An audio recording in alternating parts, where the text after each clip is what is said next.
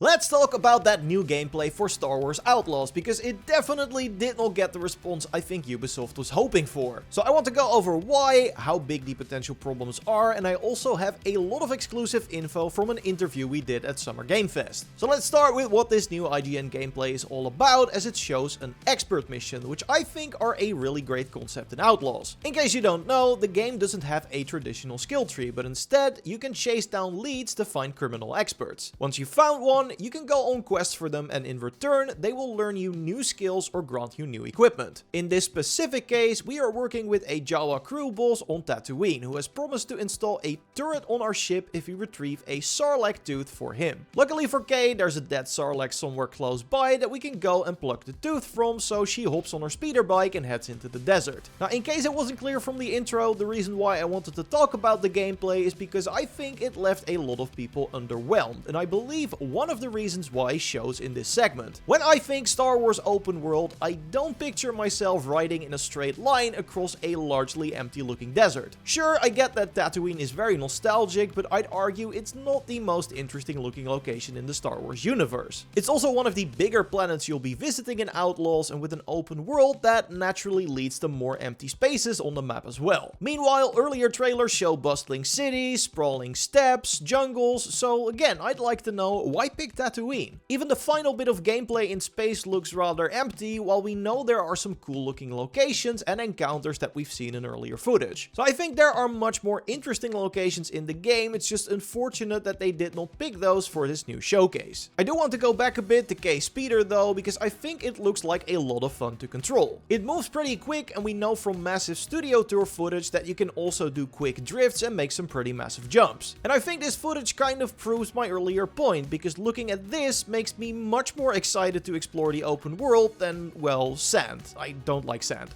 Anyway, another cool thing we learned from an interview IGN did with the devs is that you can actually park the speeder on your ship, the Trailblazer. So if you need to make a rapid escape off a planet, you can pretty seamlessly transition from your bike to your ship. Let's get back to the new gameplay, as Kay makes it to the Sarlacc and jumps right in. The concept of this is really cool, as you're crawling through the insides of this big creature looking for a specific material, but it ends up looking and feeling mostly like a regular cave, and the fact that Kay's flashlight gives everything this blue hue doesn't really help it stand out either. The gameplay doesn't do much to change things up here, as you're mostly sliding down slopes, leaping across gaps with your grappling hook, but there's little to no interaction with your environment or a puzzle or something to change up the pace. And I feel like a bit of a broken record here, but we've already seen more interesting stuff. Infiltrating Imperial bases and using lockpicks and hacking to disable the alarm systems, or the added tension of sneaking into a pike base because getting spotted lowers your reputation. And then the only obstacle we do meet here are some rocks that require the charge shot module from the blaster to blow up, but other than that, the quest doesn't seem like much more than a fetch quest up to this point. But yeah, we of course have to talk about that one moment. If you already watched the gameplay, you'll likely know what I mean. And by the way, don't forget to leave a like if you enjoyed the video so far, and subscribe to not miss our next Outlaws video. Okay, so here's what happens after Kay makes it out of the Sarlacc pit.